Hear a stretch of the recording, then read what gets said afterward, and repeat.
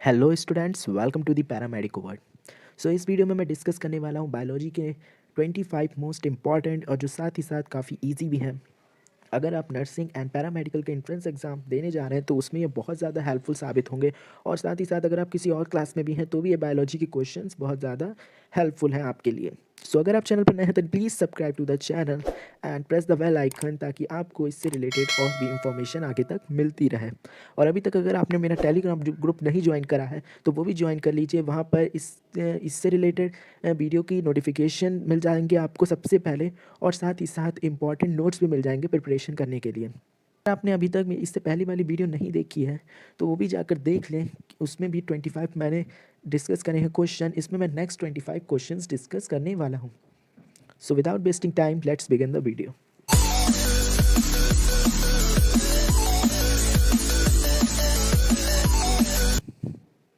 First question है, steps involve in scientific method are.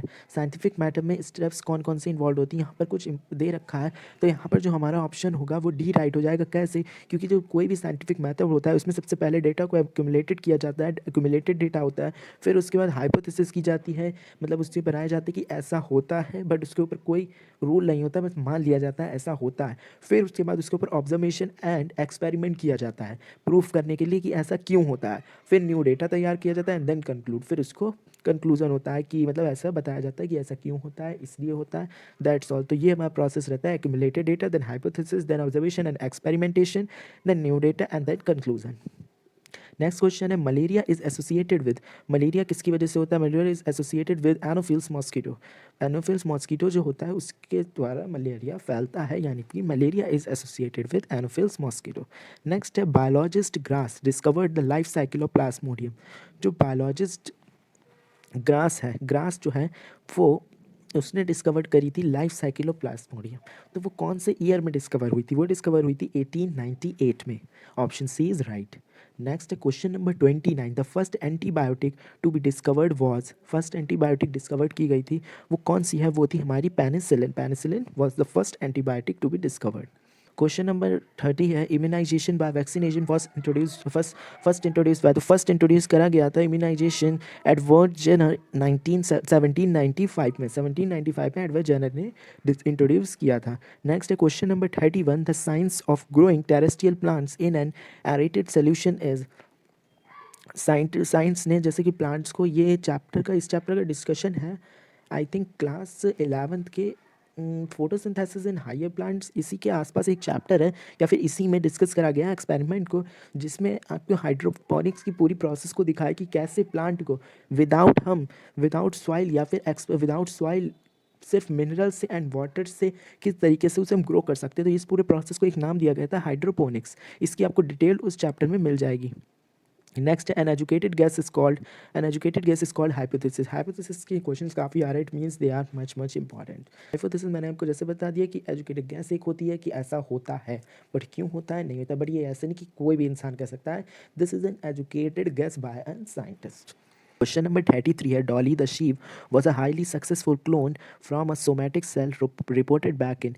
जो Dolly है, जो एक शीप थी, जिससे क्लोन शीप है, इट मीन्स तो इसको कब रिपोर्टिंग, मतलब इसे कब से कब, इसे तो ये 1996 में इसको किया गया था, मतलब क्लोन को फॉर्म किया गया था। और ये जो जिंदा रही थी, ये रही थी 2026 तक।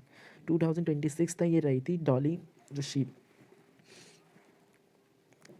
नेक्स्ट है question number 34, crop rotation help in. Crop rotation हमें किस में हेल्प करता है? तो crop rotation help in eradication of disease. Crop rotation disease के इरेडिकेशन में हेल्प करता है। नेक्स्ट है, people living in high altitudes like mountain usually have. देखो ये तो काफ़ी इंपॉर्टेंट क्वेश्चन है कि जो हाई एल्टीट्यूड्स में पीपल रहते हैं, जैसे कि माउंटेन्स हो गया, तो उनके क्या, इसमें से कौन सा फीचर उन पर वैलिड करता है? लार्जर नंबर उनकी आरबीसी ज़्यादा होती है। ये क्वेश्चन याद रखने वाला क्वेश्चन है। नेक्स्ट क्वेश्चन है 36, विच character differentiate living things from the non. कौन से इनमें से कैरेक्टर है जो लिविंग को नॉन लिविंग से अलग रखता है? जैसे कि हमारा बी ऑप्शन राइट हो जाएगा, they are highly organize and complex made and one of more cells and contain genetic made. तो देखो, जो लिविंग थिंग्स होते हैं वो कॉम्प्लेक्स तरीके से फॉर्म बने होते हैं, ऑर्गेनाइज किए जाते हैं। कॉम्प्लेक्स मेड ऑफ वन और मोर सेल्स, काफ़ी उनका जो सेल का स्ट्रक्चर है वो कॉम्प्लेक्स रहता है, जेनेटिक मटेरियल होता है और हाईली ऑर्गेनाइज्ड होते हैं। ये फीचर्स जो हैं जो लिविंग को नॉन लिविंग से अलग रखते हैं, मतलब कि डिफ्रेंशिएट करते हैं। क्वेश्चन नंबर 37 है, which vitamin is needed for the formation of light sensitive pigment in the retina. कौन सा हमारा विटामिन होता है जो लाइट सेंसिटिव पिगमेंट की तरह वर्क करता, मतलब फॉर्मेशन में हेल्प करता है रेटिना के लाइट सेंसिटिव पिगमेंट में? तो वो हमारा विटामिन ए होता है। Vitamin A help in the vitamin A is needed for the formation of light sensitive pigment in the retina. Next है question number 38, the average internal temperature, human body का internal temperature कितना होता है? काफ़ी easy question है और वो होता है 37 degree Celsius. The study of fossils को, इस फॉसिल्स की स्टडी को क्या कहते हैं? इंपॉर्टेंट क्वेश्चन है, वो कहते हैं palaeontology. Palaeontology is the study of fossils. Next है 40 नंबर का क्वेश्चन है, about blank of the body weight of a mammal is water. कितने परसेंट मैमल में वाटर होता है, मतलब बॉडी में कितना वाटर होता है? 70% बॉडी वेट वाटर का होता है। नेक्स्ट है 41 क्वेश्चन है, the experiments on DNA molecules in chromosomes for knowing the basis of inherited disease are conducted by. So इस क्वेश्चन का मतलब ये है कि जो एक्सपेरिमेंट्स होते हैं डीएनए मॉलिक्यूल्स पे, मतलब क्रोमोसोम्स पे, कि पता करने के लिए कि डिजीज़ है कहाँ से इनहेरिट किया गया है। तो इस एक्सपेरिमेंट को हम क्या कहते हैं कि, मतलब सॉरी, कंडक्ट किसके द्वारा किया जाता है? मॉलिक्यूलर बायोलॉजिस्ट के द्वारा ये एक्सपेरिमेंट कंडक्ट किया जाता है। तो molecular biologist conduct this experiment. Question number 42 है कि on bound blank fight foreign particles like bacteria. मतलब बाउंड पर कौन से जो ब्लड सेल्स होते हैं या फिर बैक्टीरिया की तरह फाइट करते हैं फॉरेन पार्टिकल्स के लिए? वो हमारे होते हैं WBC। तो WBC fight foreign particles like bacteria. Next question है question number 43, synthetic insulin from pork was first formed by which technique. Synthetic insulin को सबसे पहले फॉर्म्ड किस टेक्निक से किया गया था? वो किया गया था बायोटेक्नोलॉजी द्वारा। नेक्स्ट है 44 question, blood is carry towards the heart by. Blood को हार्ट की तरफ टुवर्ड्स, मतलब जाता है किसकी मदद से? Veins help in carrying the blood towards the heart. Next है question number 45, the branch of biology which deals with the study of social behaviour and communal life of human beings living in environment is called. मतलब कि biology की वो branch deal करती है social behaviour को, communal life of human beings, जो कि environment में, किसी भी इन्वायरमेंट में लिव कर रहे हैं, रह रहे हैं, उस बायोलॉजी की ब्रांच को हम कहते हैं सोशल बायोलॉजी। नाम से ही आपको पता चल जाएगा। नेक्स्ट है question number 46, blank is essential for the formation of haemoglobin. ये बहुत ज़्यादा इंपॉर्टेंट होता है हीमोग्लोबिन के फॉर्मेशन के लिए। देखो, हीम का मतलब ही होता है आयरन, ठीक है? तो इसीलिए iron is essential for the formation of haemoglobin. Question number 47, out of 92 naturally occurring chemical elements how many are considered as bio animal. जो 92 हमारे केमिकल एलिमेंट्स होते हैं, उसमें से कौन से हमारे बायो एलिमेंट्स कौन से कितने होते हैं? तो 92 में से there are 16 elements, 16 elements which are considered as bio elements. Option B is right. Question number 48 है, blank are needed as a source of energy for the vital activities of the body. इनमें से कौन सा है जो energy का source है body के लिए, बॉडी की वाइटल एक्टिविटीज़ के लिए? वो है carbohydrate are needed as a source of energy for the vital activities of the body. Question number 49 है, oxygen accounts for blank % of total human body mass. Human body mass में कितने % oxygen होता है? तो वो होता है हमारा 65%। क्वेश्चन नंबर 50 है, the atoms of different elements combined with each other through ionic or covalent bonding to produce a compound. This stable form is called a molecule.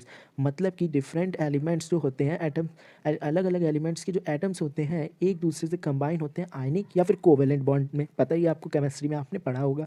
तो ये कंपाउंड फॉर्म करते हैं जो कि स्टेबल होता है, तो इसको हम कहते हैं ए मॉलिक्यूल। सो ए मॉलिक्यूल ही होता है। So a molecule is formed when the atoms of different element combined with each other through ionic or covalent bond. Okay, so ये हमारे हो गए 50 क्वेश्चंस। अगर आपने फर्स्ट वीडियो नहीं देखी तो वो भी देख लें, काफ़ी इंपॉर्टेंट है। So I hope that you understand all this questions very well.